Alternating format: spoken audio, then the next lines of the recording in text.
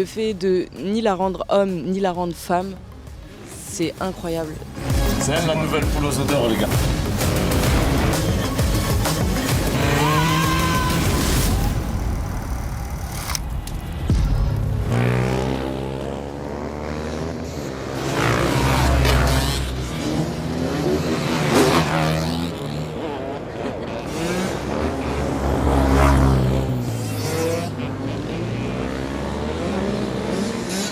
Il y a pas mal de moi en elle, puisque en fait Lola n'a pas écrit le film quand elle m'a rencontrée, mais elle l'avait déjà écrit. Et donc, par notre rencontre, nos rencontres, elle l'a peaufiné en fait à mon image, à ce que je lui ai raconté de ma vie. Et ce qui a permis vraiment d'avoir une robe taillée sur mesure. Je profite de tout parce que, comme je dis, il y a des personnes qui rêveraient d'être à ma place, des personnes avec formation ou non. Et aujourd'hui, mon but, c'est de vivre l'expérience à fond.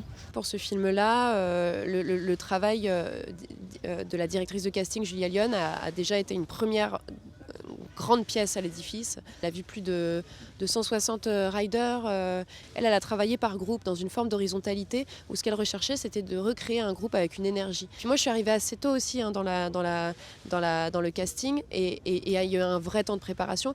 Moi, j'aime pas dire que je dirige les gens. Je suis plus un guide, c'est-à-dire que moi, ce qui m'intéresse, c'est les comédiens, leur énergie. C'est la manière dont on va disperser, canaliser, catalyser l'énergie. Votre personnage principal est un personnage féminin et en même temps, on a l'impression qu'elle n'a pas vraiment de genre. Elle devient pas pour autant un garçon, mais en même temps, on n'a pas l'impression qu'elle est de genre ni même de sexualité. Mais c'est une âme libre en fait. C'est une énergie libre, c'est une pure énergie et c'est juste que son incarnation, c'est un corps féminin et c'est un corps féminin qui porte en lui l'expérience vécue d'être femme dans notre société, d'être une femme racisée. Et c'est vrai que dans le film, elle est tout le temps renvoyée à ses assignations. Hein. On lui dit ah mais la Timale, on lui dit ah mais toi t'es d'où, t'es antillaise, toi t'es de Guada. Et c'est intéressant parce que la binarité elle cloisonne la pensée. Vraiment, pour moi c'est très dur de me référencer entre le masculin et le féminin. Moi j'aime bien que les choses elles soient en mouvement et que ce personnage-là soit trimballé entre effectivement cette binarité. Lola a voulu mettre un poids d'honneur sur ça, je pense, de stopper le genre, d'arrêter de caser quoi. Enfin, il y en a marre de dire oui mais t'es une fille. Ah, on n'en peut plus en fait, on n'en peut plus.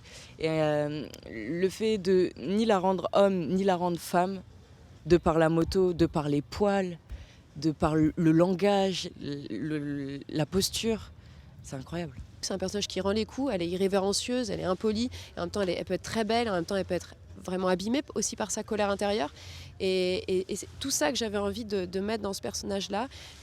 Toutes ces représentations, cette pluralité des représentations, j'espère qu'on dépasse en fait cette binarité-là du masculin et les stéréotypes de genre et les stéréotypes tout court en fait. Je suis une femme, je suis homosexuelle aussi, donc il y a un endroit aussi où ce corps a reçu aussi de la violence.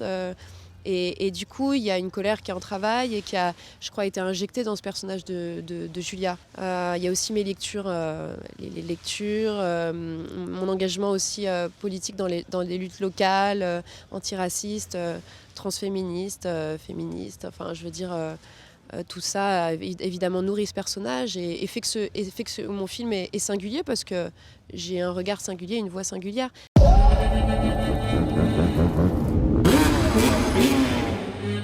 Ça signifie quoi, ton tatouage? C'est mes histoires.